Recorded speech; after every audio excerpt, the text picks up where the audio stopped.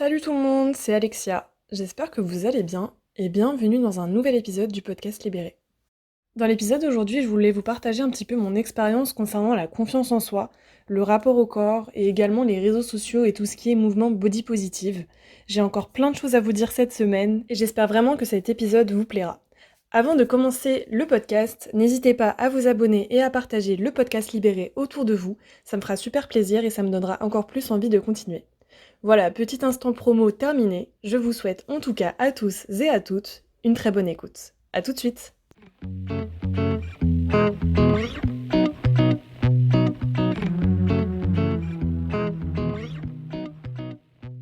Donc comme je l'ai dit dans l'introduction, aujourd'hui j'aimerais vous partager l'évolution de mon chemin de pensée concernant le mouvement body positive et plus largement la confiance en soi. Donc commençons par le commencement, je vais vous parler un petit peu de mon passé concernant la confiance en soi. Quand j'étais plus petite, on va dire au collège, donc j'avais 12-13 ans, j'ai commencé à faire des régimes pour perdre du poids, pour plusieurs raisons. Premièrement parce que je voyais ma maman qui, elle, faisait tout le temps des régimes. Alors c'est pas du tout elle qui m'a dit d'en faire, mais c'est le modèle que j'ai eu. Et la deuxième raison, qui est la raison principale, c'est le fait que je me sentais grosse par rapport aux autres filles de mon collège. Les filles entre guillemets «populaires», c'était les filles, les plus minces, les mieux foutues entre guillemets, même si bon en 6e je sais pas vraiment si on peut dire ça. Et surtout que je me prenais des moqueries, de mes camarades de classe, concernant le fait que j'étais plus grosse. Et du coup, ce que j'ai fait, c'est que j'ai commencé à vouloir perdre du poids absolument et de manière pas du tout saine. C'est-à-dire que parfois, j'allais à la cantine et je mangeais pas du tout, ou je mangeais juste une pomme et après, bah, je me disais que ça allait me faire maigrir. Il y a même une fois en 4e où j'ai essayé de me faire vomir, mais bon voilà, c'était pas «mon truc» entre guillemets. Enfin voilà, j'ai toujours fait le yo-yo, j'avais pas du tout confiance en moi et je pensais vraiment que j'allais me sentir mieux si je perdais du poids et que j'allais peut-être être plus acceptée par les autres. À partir du lycée, c'est là où j'ai commencé à vraiment faire plus de sport et j'allais à la salle en seconde 3 fois par semaine, en première 4 fois par semaine et en terminale 5 fois par semaine. Et j'avais réussi à perdre 10 kilos et même j'étais enfin, assez mince pour ma taille. Et je me souviens que vraiment, le fait d'aller en salle de sport m'avait vraiment fait du bien. Ça m'avait vraiment donné confiance en moi, ça m'avait vraiment renforcée psychologiquement. J'étais fière de moi, j'étais fière des perfs que je faisais à la salle. J'ai vu aussi que je m'améliorais en sport au lycée, que je courais plus vite, etc. Et plus généralement, bah, j'avais plus confiance en moi en perdant ces 10 kilos. Donc ça avait eu un impact vraiment positif à ce moment-là. Ensuite, j'ai eu mon bac, je suis allée, à la fac et les 2 premières années, de fac étaient vraiment très dures. Je faisais que travailler et du coup, forcément, j'avais beaucoup moins de temps pour aller à la salle et je mangeais, bah, vraiment sur le pouce, parfois on avait 15 minutes pour manger donc c'était un peu compliqué. Donc pour vous donner un ordre d'idée, moi je fais 1,59 m et avant de commencer le sport au lycée, je crois que je faisais 57 kilos et j'étais descendue jusqu'à 50 kilos. Et avec l'arrêt du sport et la malbouffe, concrètement, je sortais plus, j'allais plus au resto. Enfin voilà, c'est le début de la vie étudiante, le début de la vie adulte et tout. Enfin, ce qui est normal en fait. J'ai pris 10 kilos, j'ai repris les 10 kilos, donc je suis montée jusqu'à 60. Et j'ai encore repris 10 kilos pendant ma vie étudiante et surtout dû au fait que j'ai arrêté la pilule. Donc j'ai pris en tout 20 kilos, ce qui est énorme quand même quand on y pense. Et ça m'a rendue très malheureuse et vraiment mon corps d'avant, quand j'allais 5 fois à la salle par semaine, me manquait. Et surtout la moi d'avant, parce que pour moi aller à la salle c'était être disciplinée. Je voyais vraiment ça comme un sport vraiment qui te discipline, où t'as un rythme de vie qui est sain. Et vraiment j'adorais, enfin je m'éclatais à la salle. Et j'arrivais pas à m'avouer que bah aujourd'hui mon corps il avait changé et que peut-être que aller 5 fois par semaine à la salle, c'était pas ça qui me correspondait. Et à ce moment-là, c'est là où il y a eu le boom des comptes Instagram du mouvement body positive. Et ce que j'aimais vraiment dans le mouvement body positive, c'est qu'il prenait vraiment l'acceptation de soi et le fait que tous les corps sont beaux, peu importe la morphologie de chacun. Donc à ce moment-là, vraiment en regardant le contenu du mouvement body positive, je me suis vraiment mise à me dire qu'il fallait que je m'accepte. et que surtout que je ne change pas mon corps parce que voilà, je voyais tellement d'images qui disaient que la cellulite c'est bien, que les vergetures c'est bien, que d'avoir des bourrelets c'était bien, qu'il fallait s'accepter comme on était, etc. Que je me disais bon bah ok parfait, j'ai pris du poids, c'est pas grave, voilà je vais m'accepter, c'est mon nouveau corps, il faut juste que je l'accepte. Et du coup, au bout d'un moment, en fait, j'ai craqué totalement, psychologiquement, et je me suis dit, en fait, non. Je vous explique pourquoi. Selon moi, les personnes qui prônent le mouvement body positive, c'est des personnes qui ont déjà trouvé un équilibre dans leur vie. C'est-à-dire que je pense que vraiment, ces personnes-là, quand elles ont pris du poids, ça a vraiment été positif pour elles, dans le sens où je pense qu'elles se sont libérées d'un certain nombre de troubles du comportement alimentaire et où elles ont retrouvé leur poids de forme, leur poids où elles se sentent bien et où elles n'ont pas de frustration alimentaire.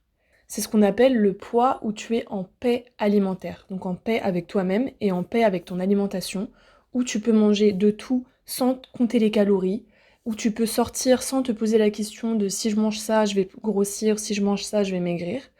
Ton corps et ton esprit sont alignés. Donc je pense vraiment que ces personnes-là, ce qu'elles veulent véhiculer, c'est ça. Mais elles en sont à un stade où elles ont déjà trouvé cette paix alimentaire.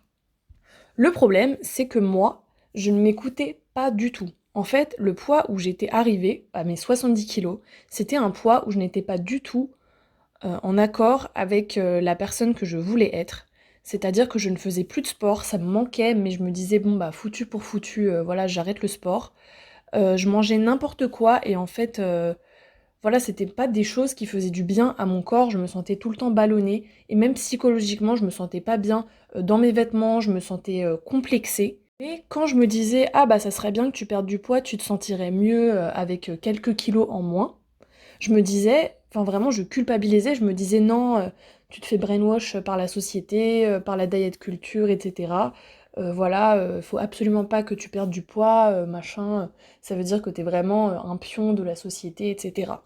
Mais finalement, je m'écoutais pas et j'écoutais plus Instagram et le mouvement body positive que moi-même et mes propres envies, mes propres, désirs, enfin mes propres, choix en fait pour mon corps. Et je pense que, au fond de vous, vous savez ce qui est bon pour votre corps et vous savez dans quel type de corps et dans quel, et à quel poids vous vous sentirez le mieux. Et d'ailleurs, je pense que c'est différent pour chaque personne. J'ai une très bonne amie à moi, elle est totalement différente de moi. Elle, par exemple, quand elle perd du poids, c'est parce qu'elle ne se sent pas bien. C'est parce que, elle arrête de manger parce qu'elle est dans un bad mood, parce que, voilà, elle va pas bien, parce qu'elle est triste et cetera. Et elle m'a dit que, souvent, par exemple, à son travail, quand elle perdait du poids, on lui disait, «Ah c'est bien, tu perdu du poids, ça te va bien» et cetera. Alors qu'elle, bah, du coup, elle se sentait vraiment pas bien. Et que justement, elle, quand elle prenait du poids, ça lui faisait du bien et justement que voilà, elle avait plus d'appétit, elle mangeait, à sa faim, elle mangeait plus, elle avait plus envie de vivre, elle sortait, elle buvait des verres et cetera, bref. Et sur son corps, ça se traduisait par une prise de poids, mais qui était, saine pour elle, qui était bien pour elle. Et moi, c'est l'inverse, c'est-à-dire que moi, je mange beaucoup par rapport à mes émotions et quand je vais pas bien, j'ai tendance à manger, manger, manger et me mettre dans un cercle où je ne fais que manger. Et au contraire, quand je fais du sport, quand je mange sainement, mon corps, naturellement, va perdre du poids pour se remettre à son poids de forme. Donc comme quoi, franchement, je pense que ça veut rien dire. Il y a beaucoup de personnes pour qui, perdre du poids, c'est quelque chose de négatif, mais il y a aussi beaucoup de personnes comme moi pour qui perdre du poids permet de se sentir mieux. Je pense que le plus important, au-delà d'Instagram, au-delà du mouvement body positive, c'est de s'écouter soi et de trouver son propre équilibre. Pour finir un petit peu sur mon histoire personnelle, du coup en juillet, j'avais atteint un grand état de mal-être suite à ma prise de poids et vraiment j'ai décidé de changer et de me faire accompagner par une psychologue diététicienne. Du coup, j'ai décidé de me tourner vers cette psychologue-là, je vous donnerai son nom si vous voulez en message privé parce que en fait, elle pratique l'alimentation consciente et ce qui fait qu'elle ne va pas du tout vous donner de régime, mais elle va vous accompagner pour que vous atteigniez un poids dans lequel vous vous sentez bien, à la fois psychologiquement et physiquement. Grâce à cette méthode, j'ai déjà perdu 5 kilos de manière, très saine et finalement, en ne faisant quasiment aucun effort à part écouter ma faim. Parce que c'est vraiment sur ça qu'elle a insisté, c'est vraiment écouter sa faim. Parfois on mange sans faim, parfois on mange parce qu'on s'ennuie, parce qu'on est énervé, parce qu'on est stressé et c'est ça aussi qui est super intéressant, c'est que vu qu'elle est psychologue, elle m'aide en fait à détecter mes émotions et elle me dit: «OK, quand tu es énervé, va faire un tour, mais va pas manger». Quand tu manges, prends le temps de manger. Prends conscience que tu es en train de manger. C'est-à-dire éviter de manger devant des écrans, éviter de manger, rapidement. Prendre le temps, savourer les aliments, quels qu'ils soient d'ailleurs, ne diaboliser aucun aliment et tout simplement, kiffer quand on mange. Le plaisir alimentaire, c'est super important. Le message que je veux faire passer à travers cet épisode, c'est vraiment de vous écouter. Si vous avez envie d'accepter votre corps et que vous vous sentez bien, ne le changez pas. Mais si vous sentez que vous avez le besoin de vous transformer à travers le sport, à travers l'alimentation ou même à travers de la chirurgie esthétique, si c'est vraiment quelque chose qui, au fond de vous, vous complexe et vous savez que vous vous sentirez mieux si vous transformez votre corps d'une manière X ou Y, faites-le. Vraiment, ne vous limitez pas et ne vous dites pas il faut absolument que je m'accepte. Voilà, écoutez-vous, seul vous savez si vous avez envie de vous accepter ou pas et comment vous vous sentez le mieux en fait, tout simplement. Ne vous laissez ni brainwash par la société qui vous dit qu'il faut que vous ayez tel ou tel corps, ni brainwash par le mouvement body positive qui parfois vous dit qu'il faut absolument que vous vous acceptiez. La seule personne que vous devez écouter, c'est vous. C'est pas Instagram. Vraiment, passez votre bien-être au-dessus d'Instagram, des réseaux sociaux et plus largement du regard des autres. Je pense qu'il n'y a pas de corps idéal. Pour moi, le corps idéal, c'est le corps dans lequel tu te sens le mieux, où tu te sens à l'aise, et voilà, et où tu es en bonne santé, bien évidemment. Voilà, encore une fois, c'est vraiment mon partage d'expérience, mon avis, mais n'hésitez pas à partager le vôtre, à partager vos témoignages, si vous aussi vous avez eu, une forme quelconque de trouble du comportement alimentaire, si vous avez, confiance en vous, si vous n'avez pas confiance en vous, comment vous faites, pour gérer ça au quotidien? Qu'est-ce que vous pensez également du mouvement body positive? Est-ce que vous pensez, que c'est quelque chose de très positif? Est-ce que vous, au contraire, ça vous a aidé à prendre confiance en vous? Ou est-ce que vous avez eu la même expérience que moi? Ça m'intéresse toujours d'échanger avec vous. On arrive donc à la fin de ce podcast. Merci beaucoup encore une fois de l'avoir écouté. N'hésitez pas à le liker, à partager également le podcast Libéré autour de vous. Ça me fera, comme je vous l'ai dit, super plaisir. Et d'ici là, prenez bien soin de vous et je vous dis à très vite. Ciao!